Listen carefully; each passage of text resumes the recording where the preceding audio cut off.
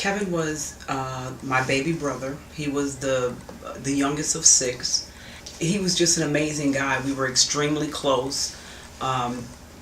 He loved his dog. He loved his family.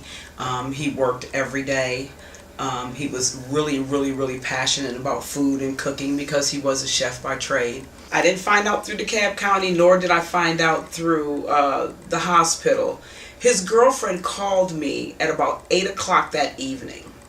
And I looked over, I was laying in bed, I wasn't feeling well. I looked over and seen it was from her.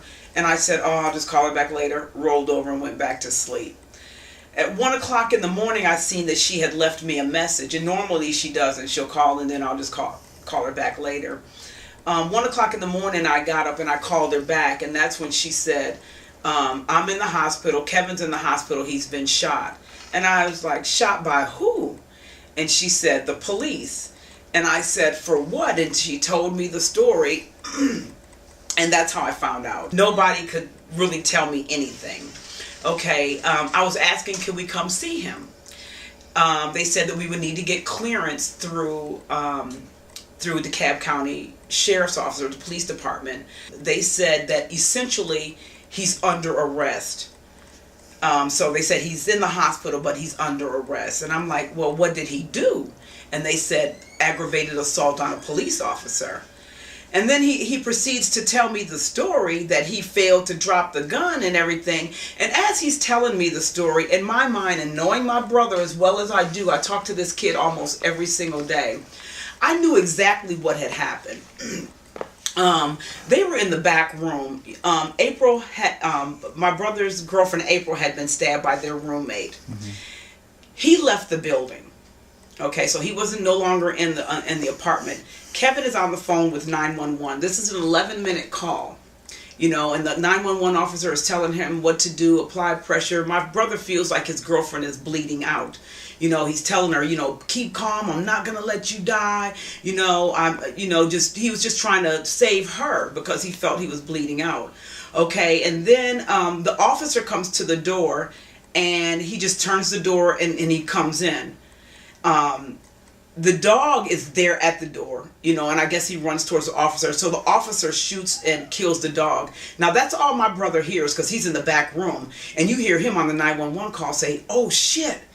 And it sounds like he grabbed something. So it looks like he grabbed a firearm. And it's immediately when he comes out of his room, he's gunned down. And even the 911 operator is saying, is that the police shooting? So she's not even aware, or she's not even letting Kevin aware that the police are on the scene. And at one point I was begging the lady, I'm like, please, you know, even though he's incapacitated, I said we could pray with him, we could speak into his ear, he could just know that a family member is there with him. And so she said to the officer that was standing at his door, she was like yelling back and forth, and she said, please, can, you know, want somebody talk to her because this is his family member, and she didn't know what to do. She kept saying there's guards at his door, that we'd have to go through them first.